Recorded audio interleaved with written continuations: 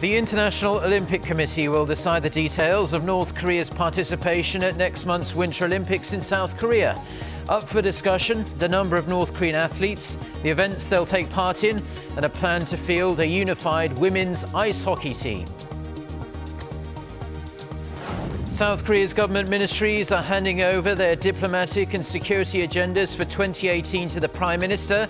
The focus is on ensuring a safe and peaceful Winter Olympics and improving ties with key regional players.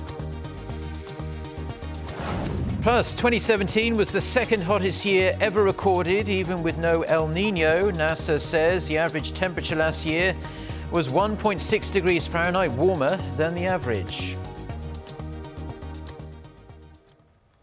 Our top story this morning, though, a peaceful resolution of North Korea's nuclear issue and a successful PyeongChang Winter Olympics Games. That's what the leaders of South Korea and France agreed to work on during a 30-minute-long phone conversation on Thursday evening. The Blue House said President Moon brought French President Emmanuel Macron up to date on the inter-Korean talks regarding the North's participation at the upcoming Olympic Games in South Korea and expressed hopes that the latest developments would ease tensions and ultimately lead to a nuclear-free Korean peninsula. Macron, in return, spoke highly of President Moon's efforts to ensure peace on the peninsula and the rest of the world, throwing his support behind the ongoing dialogue. As the two leaders agreed to expand bilateral cooperation and communication on various levels, the South Korean leader invited his French counterpart to his country for the Winter Olympics and Paralympic Games, and President Macron said he will seriously look into the possibility with gratitude. Now, a lot of attention is being drawn to the upcoming IOC meeting in Switzerland, where sports officials from South and North Korea will sit down to discuss the breadth of North Korea's participation at the PyeongChang Winter Olympics. On Thursday, it was confirmed that the two Koreas have agreed that North Korean athletes will take part in 4 different sports events. Park Jong-hong tells us more. 2 more sports events have been added to North Korea's participation list at next month's Winter Olympics in the South. The North will send athletes to compete in pair figure skating, alpine skiing, cross-country skiing, and women's ice hockey. Lee Hee-bum, head of the organizing committee for PyeongChang 2018, said the agreement was reached during working-level inter-Korean talks on Wednesday. But he stopped short of disclosing the number of North Korean athletes, saying it's up to the International Olympic Committee to decide. Lee was leaving for the IOC headquarters in Lausanne, Switzerland, where IOC President Thomas Bach will chair a meeting on Saturday. The gathering is formally titled the North and South Korean Olympic Participation Meeting, and on hand will be the heads of the National Olympic Committees for the two Koreas and IOC members from both nations. Earlier, the Koreas agreed to form a joint team in women's ice hockey, which sparked a heated national debate. Some argue the decision will deprive South Korean athletes of the chance to hit the ice, while the Korea Ice Hockey Association announced a 23-player roster. Many hope to increase that number. We are all trying hard so that our athletes don't suffer any disadvantage. Keeping that in mind, we'll try to have a good meeting. As of yet, it's unclear whether the IOC will acknowledge increasing the entry just for the unified team of the two Koreas. The Koreas have competed as one nation in table tennis and football, but never at the Olympics. Meanwhile, North Korea's Sports Minister Kim Il-guk arrived in Lausanne on Thursday. He and his delegation are slated to first meet separately with IOC executives prior to the joint meeting with the South Korean delegation. Park Jong-hong, Arirang News. Now, one of the deals agreed between the two Koreas was holding joint cultural events inside North Korea, specifically at the Mount Kumgang resort that's been shut for around 10 years now. And the athletes of the two Koreas will be training together at a ski resort in North Korea. Lee Jung-yeon tells us more. In yet another round of talks Wednesday, South and North Korea settled several issues related to the upcoming PyeongChang Winter Olympics, agreeing to have some Olympics-related activities take place in the north. These include joint cultural events at the Mount Kumgang Resort and joint ski training for athletes at the North's Masikryong Ski Resort. The ski resort is one of the regime's most heavily promoted tourist destinations, estimated to have cost some $35 million to build. This has led to criticism that the North is taking advantage of South Korea to promote its facilities. Experts say, however, that this is not a concern. The South Korean government is aware that the joint ski training at Masikryong Resort is, in a way, doing a favor for the North. But it's their way of drawing the regime to the discussion table because the goal is to hold a peaceful Olympics. In this regard, the talks can be considered successful.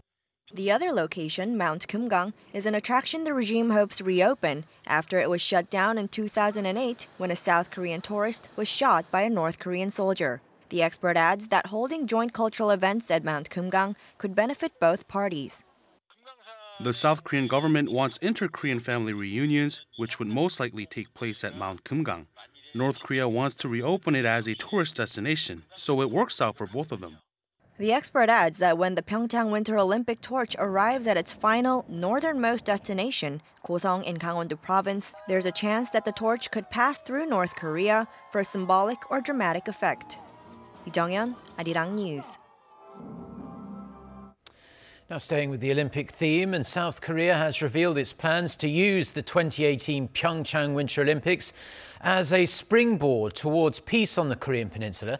Government agencies handed in their New Year diplomacy and security policy briefings to the Prime Minister this morning, beginning with plans to carry out a successful and safe Winter Olympics. The Unification Ministry pledged to use the momentum for the Games to hold more high-level talks with North Korea, while the Foreign Ministry said it will try to encourage dialogue on an international scale, namely between Washington and Pyongyang. After South and North Korea agree to make a joint entrance at next month's Olympics, the Culture and Sports Ministry also said they will push for similar entrances at other international sporting events such as the Asian Games in Jakarta in August.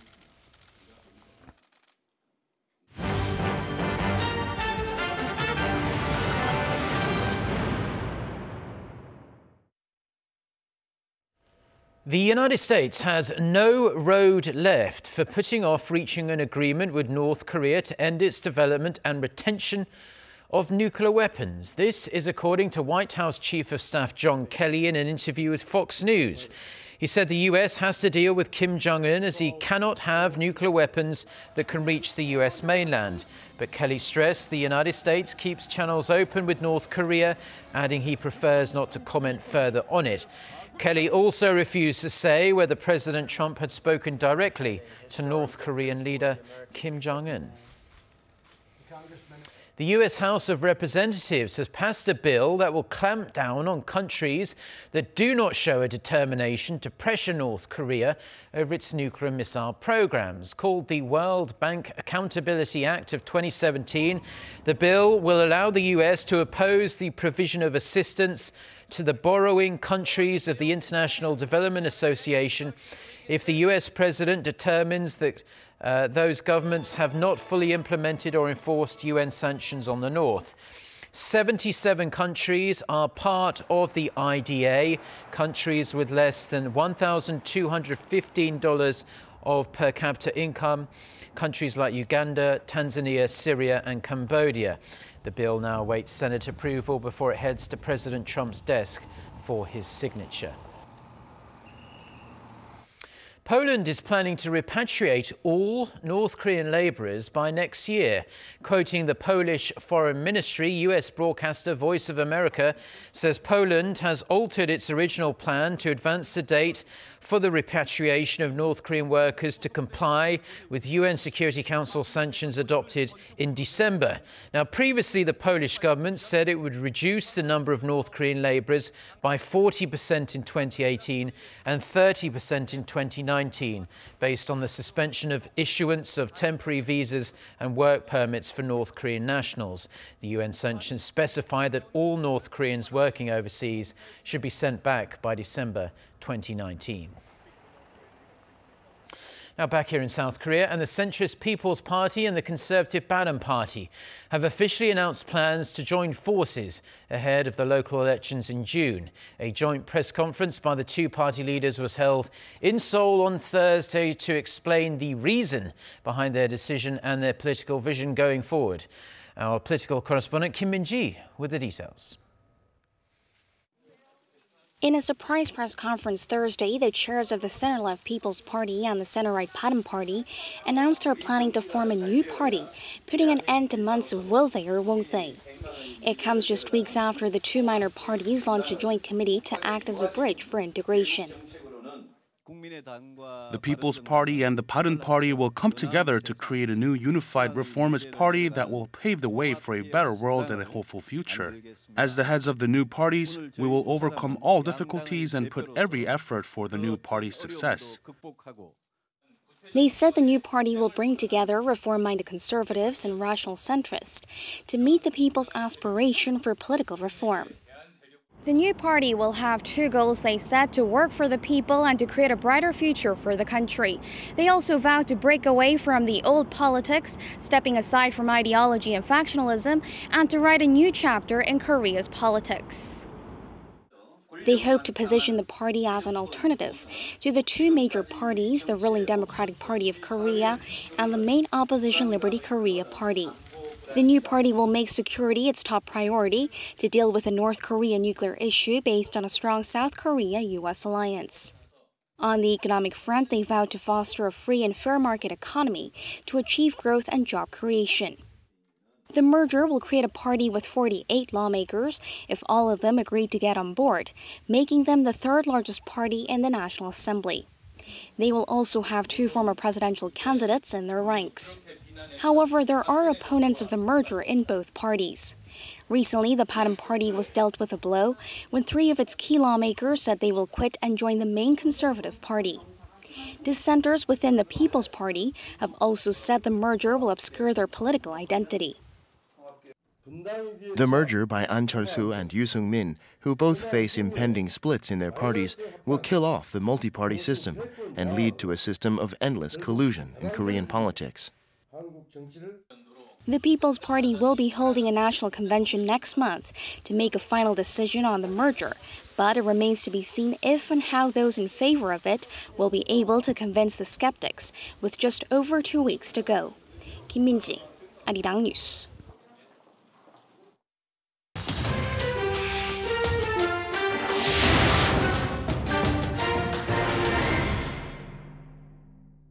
Now for a look at the stories making headlines around the world, and we start with a summit between the leaders of Britain and France. Prime Minister Theresa May and President Emmanuel Macron met on Thursday to discuss a slew of deals to limit the potential fallout from Britain leaving the European Union. For more on this and other news from around the world, let's turn to our Noah Adam. So Adam, just give us a rundown on what was discussed between these two leaders. Well, Mark, Macron is making his first trip to the United Kingdom since taking office, and Thursday's bilateral summit was intended to strengthen security and intelligence ties as well as build good relations amid the Brexit negotiations. They met at the Sandhurst Military Academy in the southwest of London as a signal that the relationship between Western Europe's two biggest military powers won't be weakened after Britain leaves the EU next year. In a significant gesture, May offered £44.5 million, which is roughly $62 million to speed up the processing of migrants in Calais and boost border security there.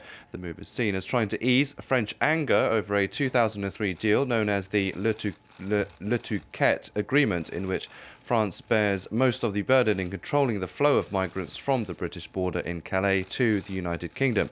Macron welcomed the offer. This treaty will enable us, as you reminded us, to improve the technical operational cooperation of the management of the common border, to improve the work that we do with countries of origin and countries of transit to prevent the movement of populations, but it will enable us to have an intelligent cooperation management of the common border. In regards to military cooperation, the UK said it will send 3 Royal Air Force Chinook helicopters and dozens of personnel to join France's military mission against Islamic militants in Africa's Sahel region. The leaders of the 5 main British and French spy agencies also met for the first time to increase intelligence sharing, as both countries have faced a string of violent attacks by extremists inspired or directed by the Islamic State group. France also provided a goodwill gesture of its own by loaning Britain the Bayeux Tapestry, which depicts the Norman conquest of England. It will be the first time to be on British soil in 900 years, and May said the move would form part of a wider cultural exchange taking place between the two countries over the next 4 years. France's finance minister says France and Germany will make a joint proposal for a global regulation of Bitcoin. Bruno Le Maire said it will be tabled at the next meeting of finance ministers from the G20 countries in March, which will take place in Argentina. He told reporters on Thursday that France and Germany will jointly come up with ideas for regulations after analysing the risks linked to Bitcoin. His German counterpart said they had a responsibility to explain and reduce the risk of cryptocurrencies. The value of Bitcoin has fallen sharply in recent days on fears regulators could seek to curb speculation. NASA scientists have ranked 2017 as the second hottest year on record, coming runner-up to 2016. Figures published Thursday show that temperatures last year were 1.62 degrees Fahrenheit higher than the average between 1951 and 1980. 2017 was also the third year in a row in which global temperatures were at least 1.8 degrees Fahrenheit above late 19th century levels. Temperatures in 2015 and 2016 were affected by an El Niño event in which warmer Pacific Ocean currents caused warming across the world. The scientists, however, said that man-made climate change is now dwarfing the influence of natural trends. They came to the grim conclusion that Earth is heating up, adding that the 5 warmest years on record have all occurred since 2010.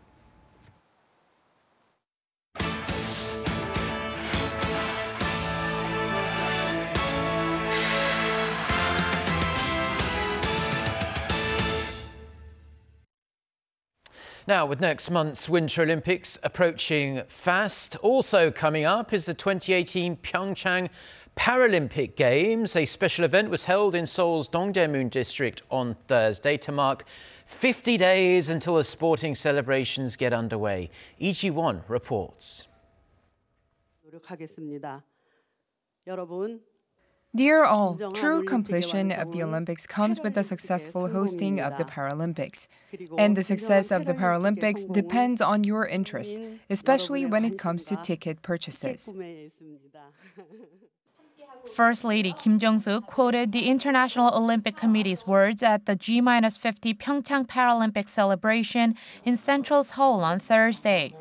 The PyeongChang Olympics and Paralympics Organizing Committee President Lee Hee-bum, the Vice Culture Minister No Tae-gang, and some 200 Paralympic athletes, as well as families and volunteers, took part in the event. The upcoming 2018 Paralympics is expected to be the biggest Paralympics in history, with a total of 2,500 athletes and delegates from some 50 countries. And North Korea has also confirmed its participation at the Winter Paralympics for the first time. But despite such efforts, ticket sales for the Games have been rather slow, standing at just over 67% of the target of 220,000 tickets as of January 17th. And to further boost sales, the First Lady herself bought 2 tickets for the South Korean men's ice hockey match against the Czech Republic on March 11th. Also at Thursday's event, the medals for the Paralympics Games were unveiled to the public. Their designer Lee Seok-gu explained that the medals have horizontal lines, unlike the Olympics medals, which have diagonal lines, to emphasize the Paralympics values of equality. The 2018 Paralympics tickets can be bought at the Paralympics website and at Seoul and Gangneung City Halls, as well as at other venues and various train stations. The PyeongChang 2018 Paralympics Winter Games runs from March 9th to March 18th. Lee Ji-won, Arirang News. Now, well in time for the Olympics next month and the Paralympics in March, Incheon International Airport has opened its long-awaited Terminal number 2.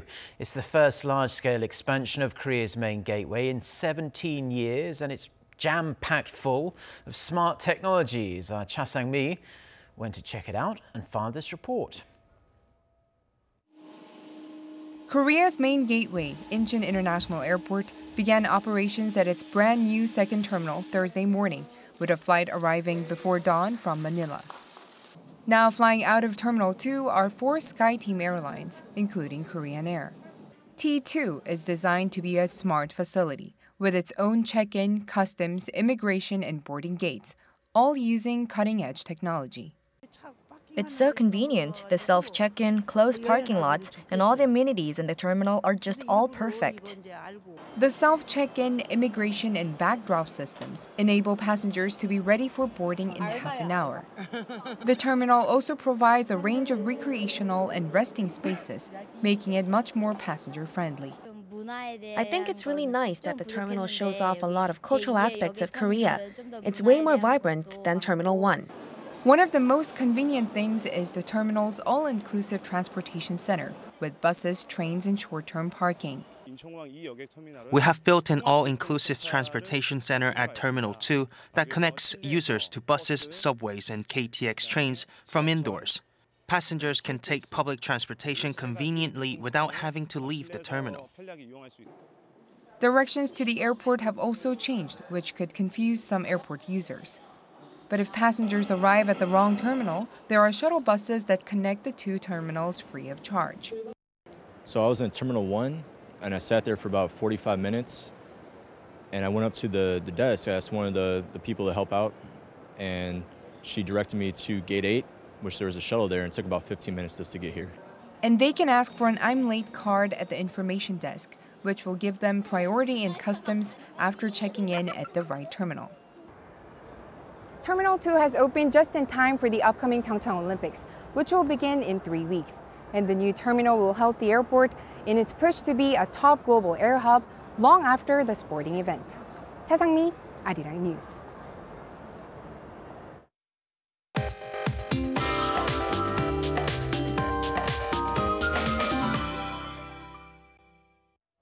Good morning. Those of us in Seoul noticed much cleaner but colder air since last night. But those of you in Chungcheongdo and Jeollado as well as Gyeongsangdo regions will continue to deal with high levels of fine dust, with an ultra-fine dust advisory issued in those areas, including Daegu and Gwangju. Now, colder air has moved in this morning. Lows were nearly 5 degrees lower than yesterday here in the capital, but highs will be similar to a tad higher than yesterday. For a closer look, Seoul will get up to 5 degrees Celsius, while Busan and Jeju will make it to 11 and 10 degrees respectively. Now, we'll have milder than average temperatures this weekend, but brace yourselves for some bitterly cold conditions again throughout next week. With that, let's take a look at the international weather for viewers around the world. While some regions in South Korea will have relatively high levels of fine dust today, most cities in North Korea will see single-digit afternoon highs under mostly sunny skies. And as for the rest of Asia, most cities will be under mostly sunny skies on this Friday. Meanwhile, a summer scorcher is in full swing in Melbourne as the mercury is tipped to hit around 40 degrees Celsius today. Heading to North America, pleasant weather awaits New York this weekend, breaking the recent cold and snowy conditions. And as for South America, Santiago and Buenos Aires will be hot and sunny, while the Rio de Janeiro will be a scorcher at a high of 35. Taking you to Europe, Stockholm will be freezing all day at a high of -4 degrees Celsius, while Madrid will be mild at 15 degrees. Lastly, to Africa, temperatures will ease in Cape Town along with strong gusty winds. And that's all the weather update for now. Well, that's all the news we have for now as well on this Friday morning here in Seoul. Our next bulletin is coming up at noon Korea time in around an hour and a half from now.